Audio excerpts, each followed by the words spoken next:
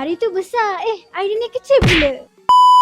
Hari tu botol yang bersaiz 100ml tapi botol ni design sama tapi saiz yang lebih kecil iaitu bersaiz 35ml, design sama, ada pattern bergaris di tepi dan cap berwarna gold. Tapi untuk botol ni harga dia lagi mesra poket. Untuk yang bersaiz 100ml harga retail ialah RM68 tapi untuk botol ni dia bersaiz 35ml, harga retail hanyalah RM30 sahaja untuk satu botol. Tapi kalau ada order 10 botol iaitu anda akan dapat dengan harga borong iaitu harga RM18 sahaja untuk satu botol. Tapi kalau ada order lagi banyak, contohnya 100 botol, anda akan dapat dengan harga RM15 sahaja untuk satu botol. 10 botol tapi anda tak tahu nak pilih wangian yang macam mana?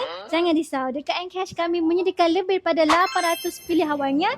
Anda boleh saja pilih mana-mana wangi yang available dekat Encash. Kita ada wangi yang jenis manis, refresh, wangi Arabic dan juga wangi yang jenis keras. Anda boleh saja pilih wangi yang sedia ada ataupun anda nak pilih wangi yang terbaru. Kita ada masukkan wangi terbaru sebanyak 48 pilihan wangian mengikut request daripada customer kita. Tapi kalau anda nak ambil package sekali dengan stiker jenama sendiri ke Encash pun kami ada sediakan. Hanya minimum borong hanyalah 150 botol sahaja. Jadi kalau anda berminat untuk dapatkan botol tadi secara retail ataupun secara borong, anda boleh saja walk in ke Encash Perfume atau anda boleh klik link di bio saya atau mana-mana Teams yang ada dekat Encash. Kalau video ni lalu anda punya FYP, anda jangan lupa repost untuk bagi info kepada kenal yang lain. Dan juga jangan lupa dengan tagline kami, ketahanan dan keharuman wangi anda, keutamaan kami, ingat tagline kami, ingat Encash Perfume. Bye-bye.